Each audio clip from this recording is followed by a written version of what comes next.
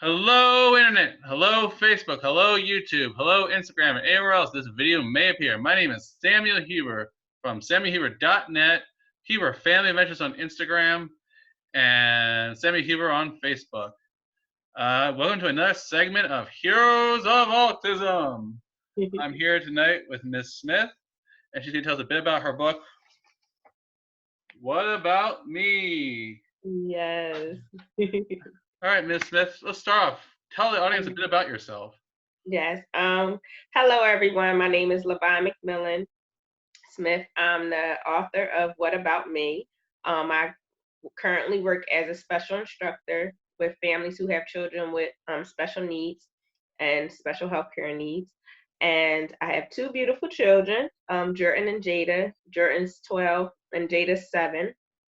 And I also am the CEO of Advocate for Me, LLC, in Philadelphia. We specialize with working with families who have special needs and special healthcare needs.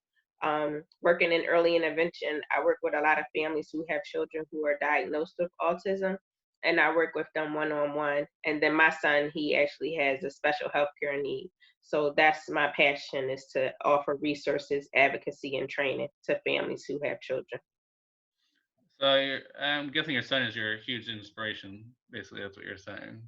Yes, he is. Yes, he is. I started out as a parent in early intervention and then a service coordinator and then working in the field. So I definitely would say that he's my inspiration. He's changed my whole life. He was my firstborn, so to Mhm. have him and then go right into early intervention, it was scary.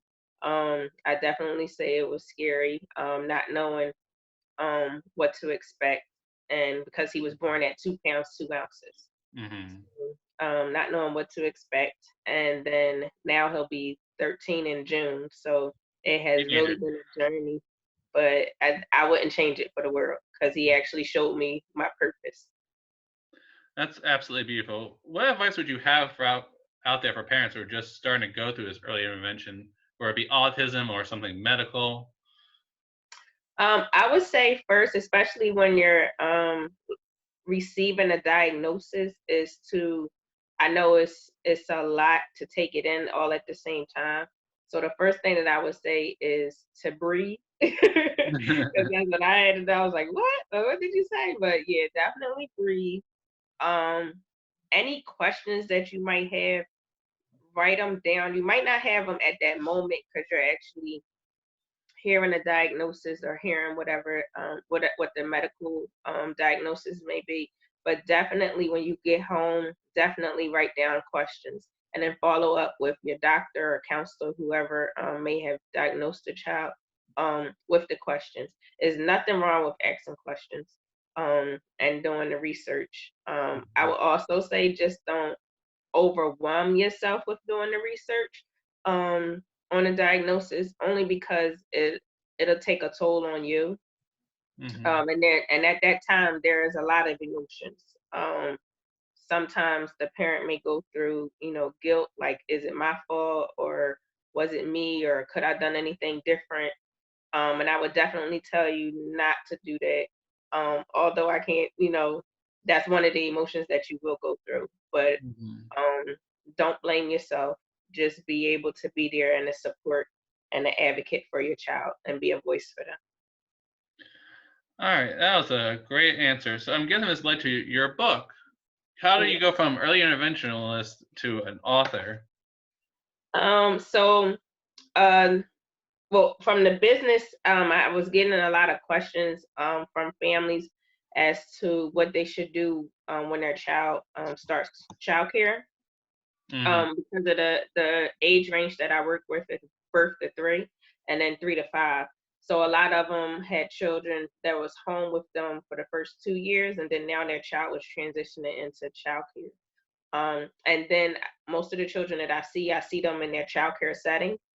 And just watching the early childhood professionals work with the children. Sometimes they didn't have the knowledge of how to work with the child with autism or how to work with the child who has a medical diagnosis.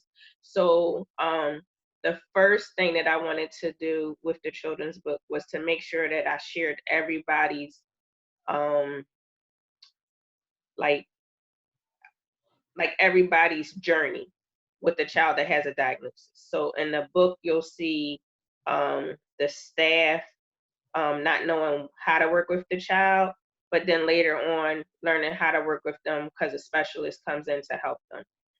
And then the mom not knowing what to do for her child. In the book, David, this is his first time at school, and it's just him and his mom. So Mm. being able to, I mean, it's always like that first day of school, the Hmm. parent doesn't want to let go. Right. So having that emotion, and then also not being able to know what your son is going, son or daughter is going through at that time, especially if they're nonverbal and they're not communicating. Hmm. That's one where a parent would have some reservation of leaving them there, but they know that they need to be there. One, to play with other peers, and also because that parent has to work. So that was the gist of why I wrote the book, is just being able to tell everyone's story. The story is actually told in David's point of view. So Hmm. it's told in what he sees, what he feels, um, and what he's experiencing throughout the story.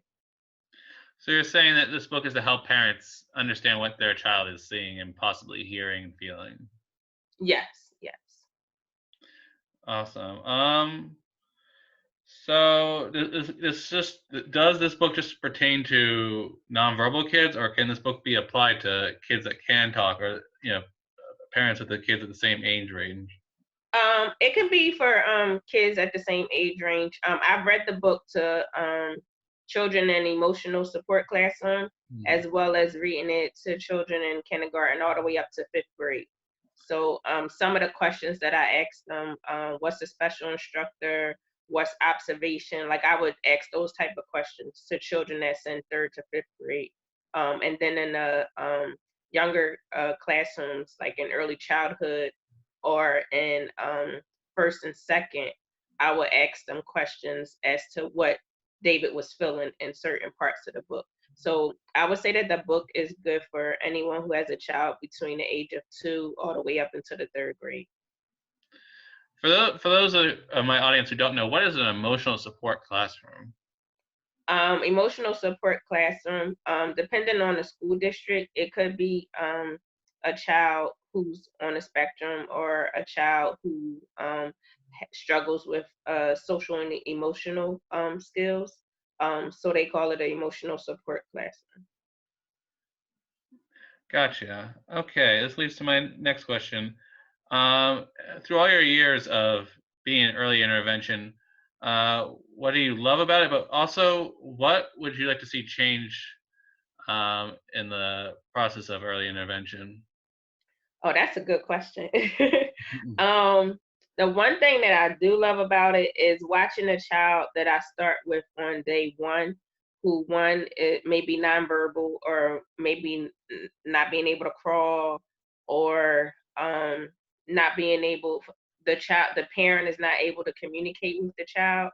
Um, and then a child who may have like trouble sharing their emotions, so it's coming out in a behavior, um, like in a behavior way, slamming the floor, throwing stuff on the floor, or hitting their head on the floor.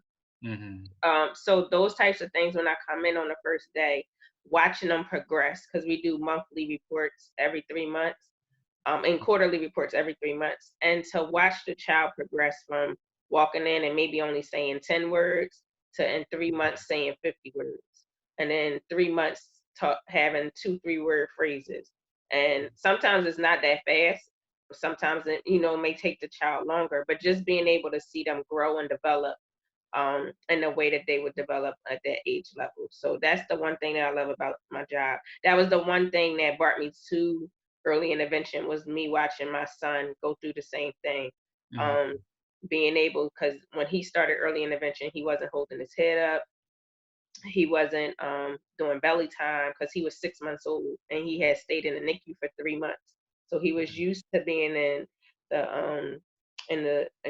oh gosh, I can't even think of the name of it. The The incubator. incubator. Yeah, the incubator. Thank you. So he was used to being in there for 3 months and then coming home and then adjusting. Um, Mhm. so they said, they told us to get early intervention services. So just watching the therapist, he had occupational therapy, physical therapy, and then later he had speech. But just watching him and the growth that he was able to develop in that short time. Mhm. His occupational therapist and physical therapist was only here with him for that first from 6 months until he was a year old. So like he progressed really well, and that's one of the things that I love about it. One thing that I would say that I would like to see change is the collaboration between the child care centers and the early intervention specialists. Um, I would say one thing, like being in the field, and then I actually work as a early childhood teacher also. Mhm. So being on both sides of the coin, I was able to see where the lack of communication is sometimes. Um, you'll hear like some teachers say, "Oh, well, they only come in here for an hour. They really don't do anything," talking about the early intervention specialist. Whereas we're actually, we're in there 45 minutes to an hour, but we're actually doing a lot that they just don't see what we're doing. Because we're pretty much being a voice and a sound for that child while they're in that classroom. Mhm. So that's the one thing that I would like to see change is just that communication. I know it's a ton of childcare centers out here, but just being able to make sure that the staff understand what our role is coming in as early intervention specialists to work with that child, and then being able to understand exactly what we do and being a support system for the early childhood professionals. That's definite. We are coming in to work with the child, but we definitely are a support system for the staff as well. Excellent, excellent. So let's see what else. So how important do you think is self-care for parents during early intervention? Like, I know as a parent myself, and you as a parent, like you just want to throw everything you are into helping your child, and often we forget ourselves during the whole process of raising our children. What? How important is self-care, especially for parents, with special needs children, or medically uh, have some sort of medical diagnosed child? I would say definitely self care is very important. I know I was the same way. Like I just threw myself into my son's doctor's appointments, working, taking care of the household, and my body would just shut down. Like literally, I would just Mhm. have to sleep for like a whole day just to get myself adjusted um, to the schedule. But I would definitely say because just that example, when you're on the airplane and they tell you to put Mhm. your mask on first and then put Right. your child's mask on, Mhm. you have to take care of yourself before you can take care of your children. So even if it's just having a bubble bath to, just release some of the stress, Mhm. having someone to talk to, having at least one day where you can go out with your family and friends and just, have fun without the children.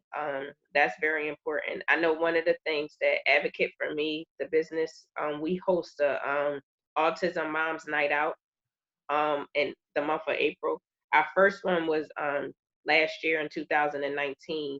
This year we had it scheduled for April, but due to the pandemic, we had to cancel it.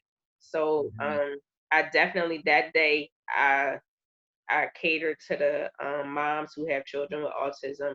Mhm. This year we would have had a massage therapist and a nail tech, Very nice. and yeah, and then we would have, gave them dinner. Like, so it was very well planned out, but of course it wasn't able to happen. But that I definitely do every year. So if we don't get it done this year, we're definitely going to do next year. Mhm. Um, where they just have a day to themselves and to be pampered and self care. And we also have a therapist come and talk to them um, in reference to how to be able to take care of yourself doing what they do and the wonderful people that they are. All right. How are you taking care of yourself during this quarantine? Help Um, moms out and dads out there. yeah. So I do a couple things. One, that bubble bath definitely. Once everybody go down and everybody sleep, I definitely take that bubble bath. Just time for me. Amen. Reading gives me a chance to have the time pass by. Um, I'm working as a financial coach at a financial firm in Conshohocken. So I've been helping a lot of families on via Zoom with that. So just being able, so the book that I'm reading is a money book.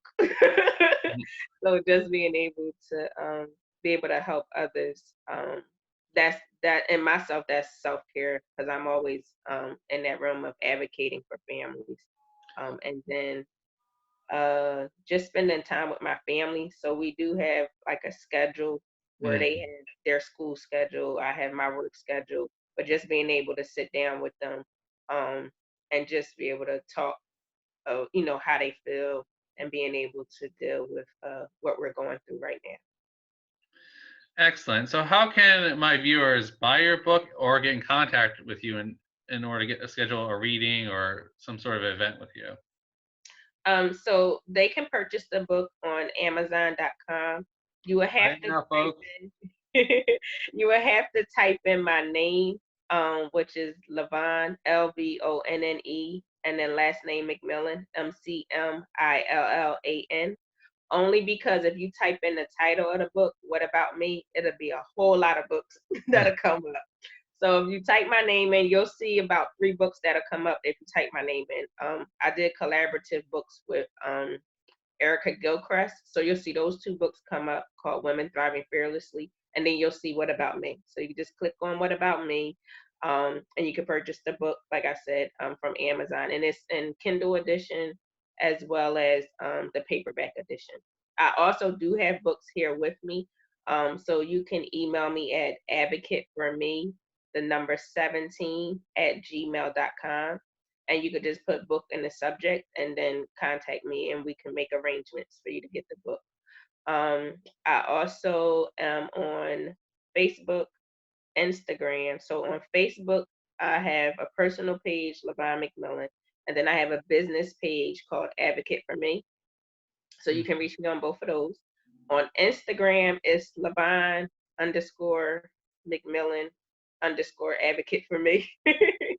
and and I think that's it. I also you can also get my business card if you text the number 64600 and then you text the word advocate and then it'll come back with a link. When you hit the link, that will also be my business card and you can reach me on all those platforms that way as well.